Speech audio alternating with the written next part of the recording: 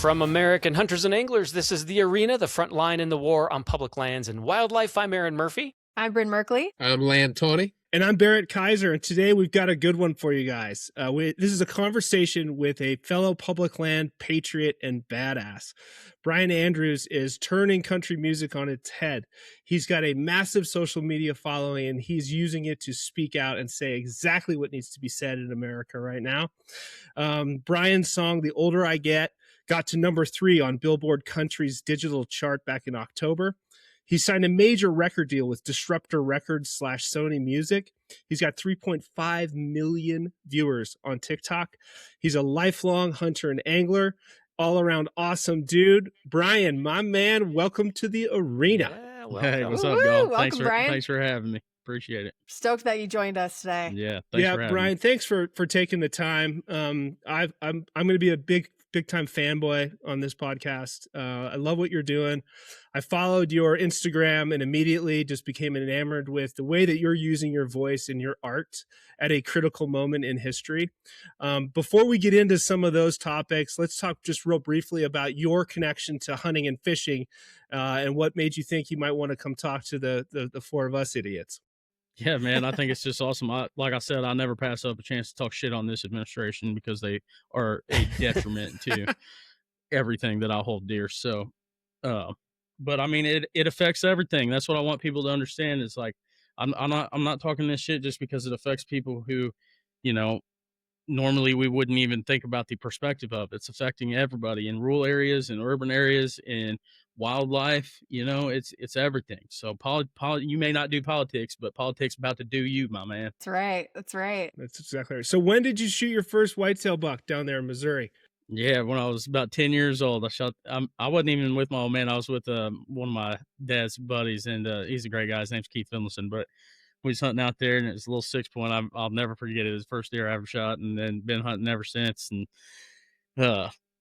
looking at the last deer I killed right now, he's hanging on my wall right up there. But I just shot him a couple years ago, and like I said, I make sure that from September 15th all the way to January 15th, I'm not out of the state of Missouri for more than 15 days, so I can hunt these whitetails. You know what I mean? Damn straight. And you also shot a turkey this year, right? Yep. Just shot him. Like I said, I'll show him to y'all. He's right up there. Got the fan up there. But Nice. For those not viewing this, just listening, that is a beautiful gobbler. Is that an Eastern or what is it? Yeah, it's an Eastern bird. He's a 20, I think he was 23 pounds, and he's got a 10 1/4 inch beard. So. That's awesome. Speaking of wild turkey, I did a video on our Instagram feed. It was a cooking video on how I had to cook wild turkey, but my introduction was wild turkey isn't just a shitty ass brand of whiskey. Yeah. And dude, you would not believe the blowback I got from lovers of wild turkey. Oh, right? You pissed them off, BK. You pissed them off. They can stay pissed off because that shit sucks. That's all just personal preference. Okay, so let's get into a little bit of this. I think our audience should get a taste of Bryan Andrews. The Instagram post that I saw is when you first put up Older I Get, when you were dropping that song, which suddenly became viral. And here's why. Let's take a look at this. If you think that I'm going to sit back and watch the America that I love to my fucking core be beaten to its fucking knees without saying a word, then you got me fucked up. And the only regret that I have is not saying something sooner. I would rather my label call me the fuck up and drop me right after posting this video and have no career at all than live in a world where what is happening right now is happening and I don't say a fucking thing like most of these artists do. So if you got to leave, I get it. But either way, I want it to be crystal fucking clear what side of history I'm on. Amen, brother. So good. Fucking A right, man. Damn I straight. love it. And I just love the passion that you bring to it. And it's just like, it's not an act. This is 100% the way you feel. Yeah. And, you know, what you have done as far as being a country music artist is risky, right? Yeah. I mean, a lot of people are like, oh, screw that guy, you know, but you just don't care. And you're going to let your voice be heard. And I just think that's awesome. Yeah, man. I think, like, dude, it makes me think of, like, not to get into everything that happened in Minnesota recently, but you look at what happened in the state of Minnesota and no matter what fucking side you're on in that whole thing, directly after that, Donald Trump tells the Department of Agriculture to cut off funding to the state of Minnesota. Where the fuck do you think that affects? You think that affects these cities only? No, it affects all these people in rural areas like the ones I live in. So that's why I get vocal about this shit. I mean, I see people out here and they go out and they're hunting for their food. They're farming for their food. But sometimes people in these small areas, we live in food deserts out here. Sometimes people need help. And you're going to tell me that the guy who just cut off funding to the states, to a Midwest state that's a heavily rural state, cares about people? No, he don't give a shit. If you voted against that dude, he wants you to fucking suffer. Yeah, Bryan, one of the things we were talking about earlier is sort of this aversion across the country to politics and news, and how many people in your circle and in ours just say, oh, we don't like politics, we don't talk politics. Yeah. You kind of have the opposite approach and wanted to tap into that a little bit. What would you say to a buddy of yours who says, oh, I don't care about politics? Well, first of all, I'd say you didn't give a shit. You didn't give a shit not to talk about politics when Try That in a Small Town came out. You know, that song. You didn't give a shit not to talk about politics when all this other bullshit was going on. When Donald Trump won the presidency, you didn't give a shit not to talk about politics then. But now all of a sudden you see all the fucked up shit he's doing. And now all of a sudden you don't want to talk about politics now, do you? Yeah, because it ain't fucking funny no more. Right. Are you seeing people kind of switch over to the thing, like when you come online and you talk about your passions and you sing your songs, what kind of things are you learning from your audience? Well, when I first came out with The Older I Get, yeah, I mean, I think that it was like you were starting to see people like throw me backlash and all that kind of shit.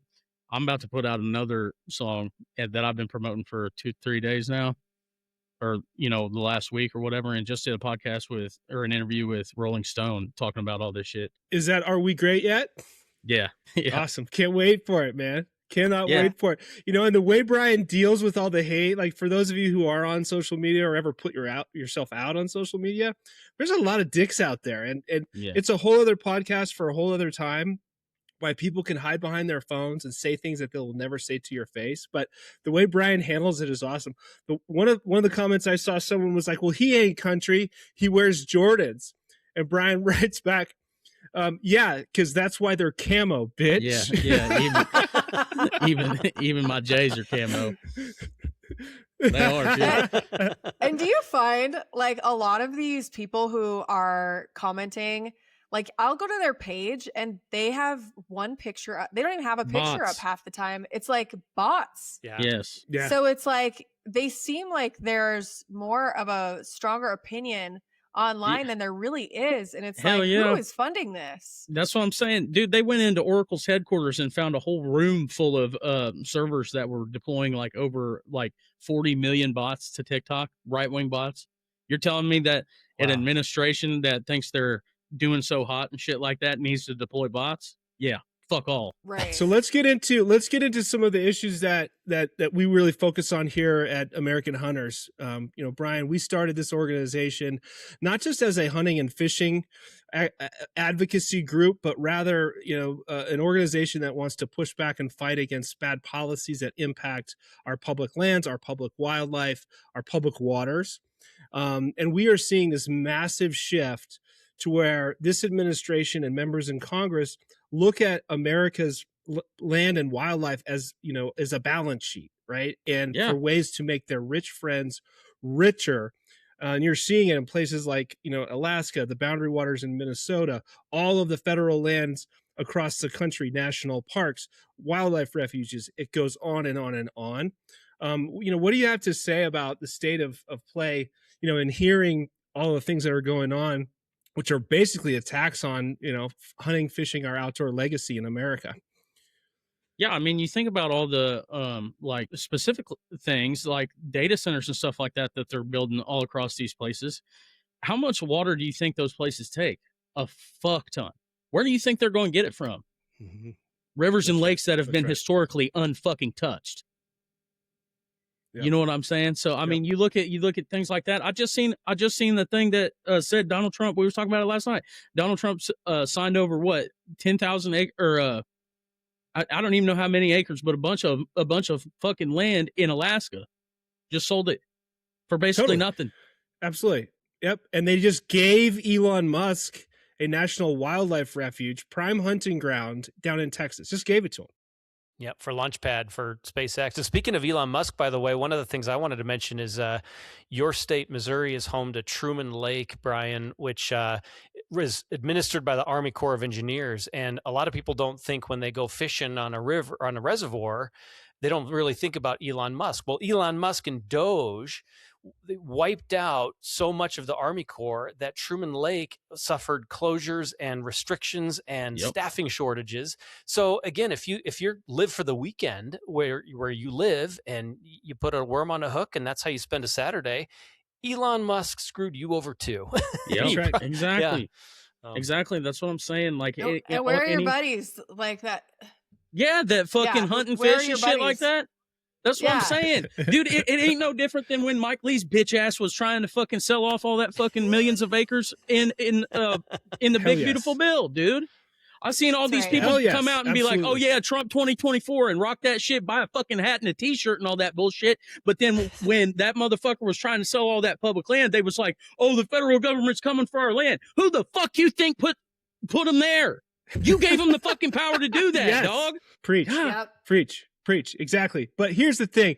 There's space for us to have this conversation now, right? I mean, there are very few things in American politics that bring us together. Public lands, hunting, fishing, those kinds of things. Doesn't matter if you're a Democrat, a Republican, a libertarian, a vegetarian. Like, these are issues that we can all talk about and maybe start to get some things back in our favor.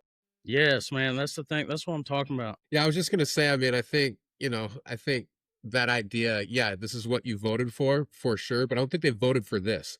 No. Right? And I think that when they see these attacks, right, like, give them a voice. And I think that's what you're doing. And I guess my question to you would be, with all this pushback that you're getting, like, you feel like the modern day, like Johnny Cash, you're like giving the big middle finger. And I'm guessing, not that you're doing it on purpose, but I'm guessing there's more people flocking to you because you're speaking your mind. Yeah. I mean, dude, I'm telling you, like, the longer I do it, the less pushback I get. And the more this administration goes on, the less pushback I get, because people are starting to wake the fuck up. I mean, even in areas like mine, like, you don't see people wearing the MAGA hats anymore. You know what I'm saying? Like, all these fucking places that have all these goddamn Trump signs and shit like that, I don't see them no more. They took them down. I also think you're motivating people, Bryan, to speak out and to get involved, and certainly had that impact on me. When I watched your video, I literally went out to my truck that very moment and I sent it from my truck, just from the heart. And I think Murph's got that clip that we could play here, just to give you a sense of the way that you impacted me. I have had it with this administration and this Congress completely fucking our public lands, our public wildlife, our public waters. If you've been following American hunters and anglers, we told you this was going to happen, and it's fucking happening every single day through the use of executive orders, through legislation, and it all boils down to one thing: greed. So it's time for us to wake up. We have got to get into this fight like never before. We have to use our voices collectively and push back, because this is bullshit. This is our birthright. These are our public lands, and hell if I'm gonna fucking let them take them from us. Let's go. Damn straight, dude. That's what it is right there. Fuck, man. That's what I'm saying. My grandpa didn't fucking teach me how to hunt and fish and shit like that, and then go to work for General Motors in a fucking factory and hold that fucking union line for 30 goddamn years for me to lick the boots of a fucking billionaire. Fuck that Damn shit. Straight. Absolutely. One of my favorite comments on that post, Bryan, was, it was just simply, the guy wrote, "You should cry more." And I was like, oh, okay. All right. So I see how it is. One of the things I teach my son is that, real men are tough enough to cry, right? Like, we can feel it, and it's okay to show your emotions. And, God damn it, I'm pissed. I am fucking pissed off. I'm glad that you are a narcissist. Yeah, exactly. Right. It's okay to be a sensitive person. It's okay to look at things and be like, hey, that's fucked up. And it makes me feel a certain way about it. Because you want me to tell you something? The men who fought and died for this land in this country didn't fucking go out there and do all the shit that he's fucking doing. They fought because they stood up for an idea of an America that was better for everybody the fuck in it. And we've been fighting for that since its fucking inception. That's exactly right. Celebrating 250 years, right? This year, right? You know, and we should celebrate America. And I think, Bryan, what you're tapping into is what, I mean, I hope that like the people understand that this is our America, but it didn't happen by accident, right? Like this whole time, these last 250 years, we've been fighting for it. And I think that's what you're doing right now. And we fought kings once for freedom. God. And I mean, like, dude, this country ain't fucking perfect. Trust me, dude. I know that we did some fucking bad things in our history, but that's the thing. We need to be able to fucking look at the things we did and know they were fucked up and acknowledge they were fucked up, so we can be better for it. And learn from it. Like the things we did to Native Americans, fucking awful, dude. But we fucking look at it and we say, this is fucked up. We can be better than this. We don't have to fucking be like the people before us. God. Right. Exactly. And that's what America is. That's the whole fucking idea. It's not a fucking flag. It's not borders. It's not nothing. It's an idea of a place that is free for everyone. God. That's right. Well, right. And I'd say these public lands, right? Like Murph talked about, you know, kind of Truman Lake, but then I look at, like, a lot of people don't think about Missouri as a big public land state, but like the Mark Twain National Forest is 1.5 million acres. And so, you know, whether you hunt on private land or let's say you don't have private land, like now you have this huge backyard, and that freedom piece you just talked about, Bryan, like that's available to everybody. It doesn't matter how much money you have. You can go there no matter what. And so in a state like Missouri, like I think it's, I mean, you tell me, but I think it's probably essential. Yeah, it's essential. We have to have spaces like this where we can actually go out and enjoy the world for what it was supposed to be. You know what I'm saying? Like, I mean, and I say this all the time too. Native Americans have been fighting for that idea since we got here. You know what I'm saying? So like, you can't, people think that just because you're in these rural areas and stuff like that, and you're born into these Republican households, that you have to vote for the Republican no matter the fuck what. Well, let me tell you, Republicans, the Republican Party that we knew growing up, dead. Fucking dead. Right. It's been hijacked by these fucking greedy oligarchs. Absolutely. And, you know, and we'll get comments about, you know, people will be like, you know, you guys are supposed to be a nonpartisan organization. Why do you just bang on Republicans all the time? Well, we'd be happy to take Democrats to the woodshed too, but there are none that are trying to propose selling off our public lands. Exactly. This is one party, one administration. So sorry if it's just the Republicans, but we are going to say it again and again and again. Yeah, we're not going to praise half-assers, you know, the people who are like, well, we did a little thing and we get praised equally by no. You have to really care and act like your career depends on the decisions you make, because it does. And if you don't have the bravery to put behind your public service, what the hell are you doing in public service, right? Exactly. Speaking of Republicans, the greatest Republican president of them all, Lance, you are a student of Theodore Roosevelt. Tell us about Theodore Roosevelt. I mean, so Theodore Roosevelt, like, let's just remember that he became president because Leon Czolgosz, who was an anarchist, shot McKinley, right? Like, they put Theodore Roosevelt into the vice presidency, and he called it the third wheel of the coach because he thought it was a path to oblivion. Then McKinley gets shot, and the Republican boss at that point was, God damn it, that cowboy is now president of the United States. And so then Theodore Roosevelt ascended, and we put him on Mount Rushmore because he was such a badass in so many ways. But the big piece of that was he brought us our public land legacy of 240 million acres. It's now grown to 540 million acres, or 630 million, excuse me. But he put aside 240. And so, like, at that time, and I think this is what maybe, you know, like the theme of this conversation is, I don't care if you're Republican or Democrat, do the right thing that you think is the best for America. And that's what Roosevelt did. And that's what we're celebrating right now. And Bryan, I mean, like, when you said your label is like the disruptor label, like, I'm like, that's exactly what we need right now, is people speaking truth to power and then gravitating towards that, because this idea of the radical middle, the Theodore Roosevelt kind of, that populist kind of piece, that people really get behind. That middle, we need to speak more in that middle and let these fringes go away. Yeah, I mean, dude, that's what I'm saying. It's like I say this a lot too, but like most people, like I don't think it's all that cool to be a fence sitter, especially right now at this point in time in history, either. But most people do hold values that are mixed. You know what I'm saying? The truth of the matter is that people are most of the time just somewhere in the middle. But when you are looking at legislation that like and an administration that benefits no one but billionaires and politicians, you have to know they are not on your team. Yep. You know what I'm saying? So I mean, when it's in like, I don't know, it breaks my heart, to be honest with you, because I look at places like where I'm from and stuff like that in rural areas, and where I can go out and watch the sunset and not see a building, you know what I'm saying, or a house or anything like that, and Yep. I'm like, what the fuck? If we keep letting them go down this road, there ain't gonna be none of this shit. They don't make no more land. No, they don't. And so, Brian, what would you say to people, public land patriots out there, who just are feeling overwhelmed?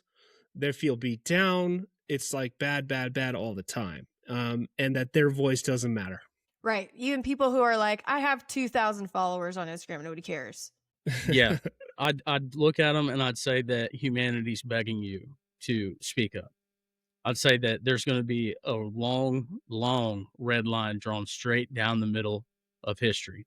And it's about time you choose which side you want to fucking be on.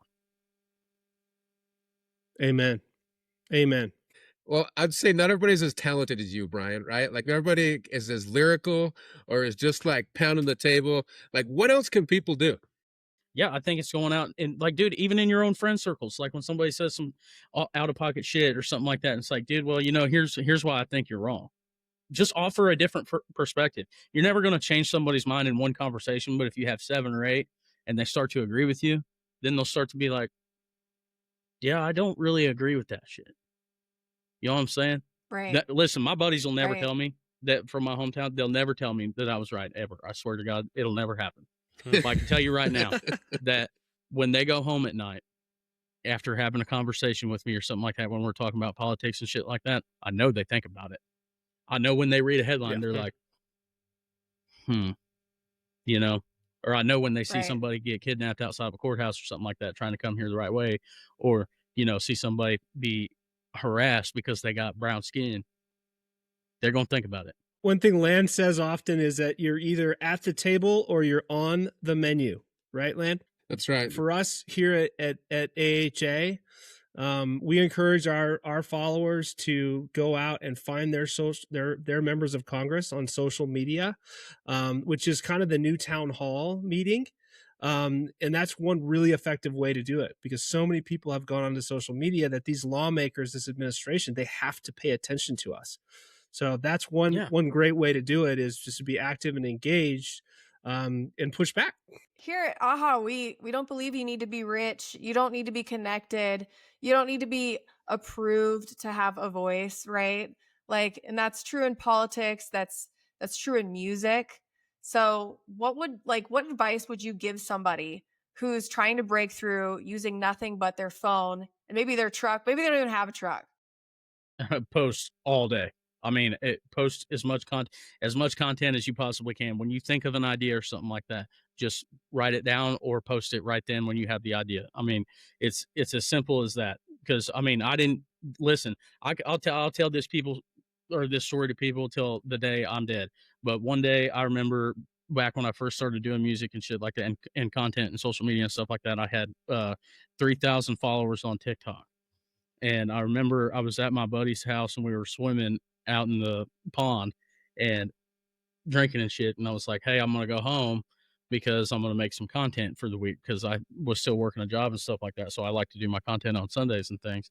And this was 6 years ago now, or 7. And we were sitting in there. And I was like, hey, I'm going to go home. And he's like, why are you leaving? I was like, dude, I'm going to go home and make this content or whatever. He's like, you really think that TikTok thing's going to work out? Look at where we're at now. Baby. 3.5 million followers later, huh? Yeah. I hear that all the time. People are like, oh, I can't do it. I'm small. There's no reason for me to be getting on these platforms. And it's like, that's just not true. No, it's not. It's never too late to use your voice. Never too late to use your voice. And it's never too late to grow a platform on social media, people. Yeah, humanity is begging for voices right now, and like, I mean, that's the thing. Like, well, even in country music, I've seen just such a cultural shift with country music itself. Going from like these people in these small towns who are, advocates for hunting and fishing and stuff like that, go into this like, just tread on me. You can have it, Fuck it, I'm gonna start picking up for billionaires. You know what I fucking got tired of hearing back in 2016? Because I ain't never supported this piece of shit. By the way, I just want to make that fucking clear. I kept hearing, oh well, he's a good businessman. Oh, you mean the guy who's fucking went out and bought lands and built buildings and shit like that just to file for fucking bankruptcy because it's a fucking tax write-off? Over and over. Yeah, you think he's a fucking businessman? He ain't no fucking businessman. That motherfucker's a Nepo baby. You think you have anything in common with that piece of shit? Fuck no. You think that motherfucker's ever stepped foot in a fucking deer blind? Fuck no. You think he's ever stepped foot and put a fucking fishing pole in his hand? Fuck no. That motherfucker didn't even, he said he had never even been to a grocery store. He didn't even know what the fucking word groceries was. Nope. And he sure as hell, if he don't know where groceries or what the word groceries fucking means, he sure as hell don't know where fucking food comes from. Here's a kicker for me. He likes his steak well done with ketchup. Like, I'm like that's all I need to know. That's all I need to know. It's just weird. Well, Bryan, thank you so much for being in this fight, for joining us. Keep doing what you're doing, using your voice, your amazing music. I can't wait until Are We Great Yet comes out. I'll be one of the first to download that. Murph, you've got a little bit of a wrap up here. Let's do that. Musician, hunter, political activist Bryan Andrews, it is an honor to have you with us. You can follow Bryan on TikTok and Instagram.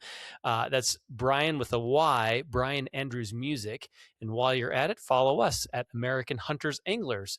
Bryan, thanks again for joining us. For Tawney, Brin, Merkley, Barrett, Kaiser, I'm Aaron Murphy. This is The Arena, the front line in the war on public land and wildlife. We'll be back soon. Let's go. Thanks, Bryan. Let's go. Yeah, appreciate it, y'all.